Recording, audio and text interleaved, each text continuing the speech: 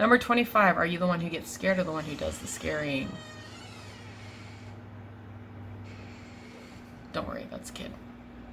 Hopefully.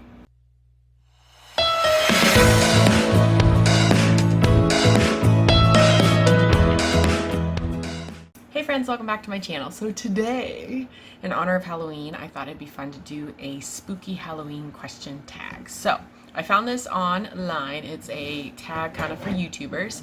So any of my YouTube friends, if they want to try it, you are more than welcome to. I just wanted to do it because it's kind of fun to be a little spooky this time of year. So the first question is, favorite horror or Halloween themed song? To be honest, I don't really have one. My favorite Halloween themed movie is so silly. It's called Mickey Mouse's House of Villains, and the thing that I like about it is some of these cartoons are from, like, I think the earliest one was like from the 40s, and they're totally kind of creepy, but they're kind of cool. And it's like, I think it's like 6 cartoons or maybe 9, like, 5-minute cartoons in this like whole show, and it's like Mickey Mouse in his house or whatever. Like, it's totally kid friendly. But I kind of like seeing how Halloween is portrayed kind of throughout the years. And it's got, like I said, a lot of the cartoons are like older and they're really fascinating to me. So that's probably my favorite like Halloween themed movie thing. So question number 2, name something you wouldn't want to run into in a dark forest or an abandoned building. Anybody else? Like, I think I kind of spook easily, so I think like anything would probably freak me out if we're being honest. Number 3, have you ever played with a Ouija board? No, and I do not recommend that. I've heard too many scary stories from other places that I'm just like, nope, right out of that. Number 4, favorite horror monster or villain? I don't know. I kind of think, the vampires and werewolves are kind of always fun. Number 5, the creepiest thing that has ever happened while you were alone. Okay, so, I'm still kind of creeped out about this, and I'm like, it's daylight out, and this is why I can tell the story.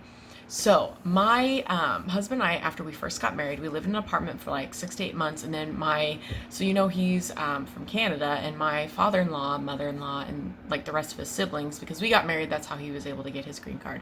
They were like here under a visa, and it was like they ran out of green cards for that year. Weird immigration story, I'll tell it later. So they had to move back to Canada for like a year and reapply, basically.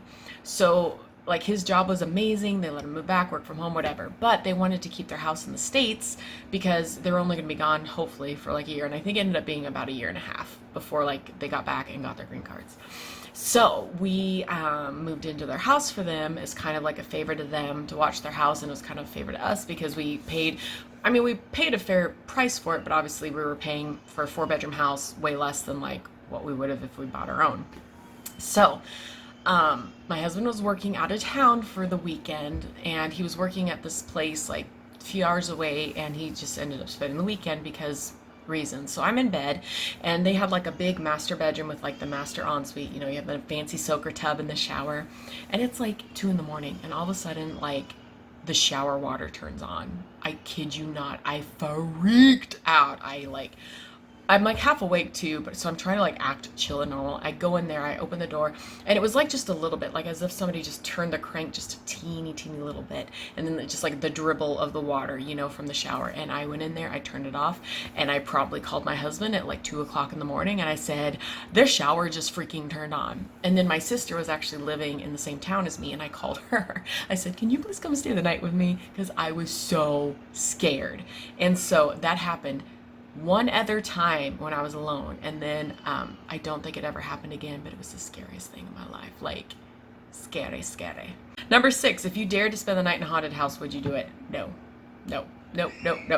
I have had plenty of experiences in my life to last me the rest of my life. Number 7, are you superstitious? Kind of depends. Yes and no. In some ways, I kind of think that there is a little bit of karma that goes on in life, or at least I hope that there is, because there's some really crummy people that I hope get their comeuppance soon. But I don't know, like, I'm not super superstitious, I guess. Like, not like the whole, break a mirror, bad luck, walk under a ladder, black cat stuff. No, not superstitious that way. Number 8, do you see figures in your peripheral vision? Sometimes. And I have been told, though, that can also be caused by like lack of sleep, and I noticed that I have them, like, shadow figures or whatever, whenever I'm like really tired and, you know, not sleeping well. So I kind of chalk it up to that. Number 9, which urban legend scares you the most? Gosh, it's hard for me to think of an urban legend. I think I've heard stories about people that have like probably just gone missing and then like reappeared in other areas and not knowing what happened to them the whole time that they were missing. That creeps me up. I think it's called like the missing 411 or something like that. I think I've heard that, and that sounds creepy. Number 10, do you prefer gore or thrillers? If I were to pick one, I would probably do thriller. I hate gore. I feel like it's too much. I almost like the suspense type stuff, but even that stuff kind of freaks me out. So I'm like not a huge like scary movie person. Number 11, do you believe in multiple dimensions or worlds?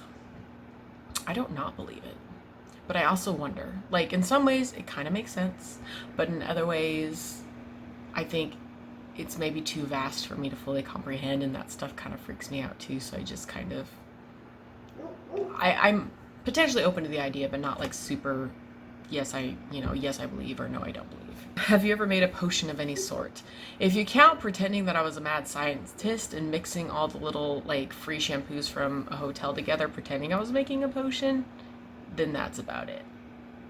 Number 13, do you get scared easily? Absolutely, like super easily. Number 14, have you ever played Bloody Mary? No, but I've had friends who played it, and there was one time where somebody was playing it when I was like there, and like they turned off the lights on me and it freaked me out, and I could have sworn I saw something in the mirror.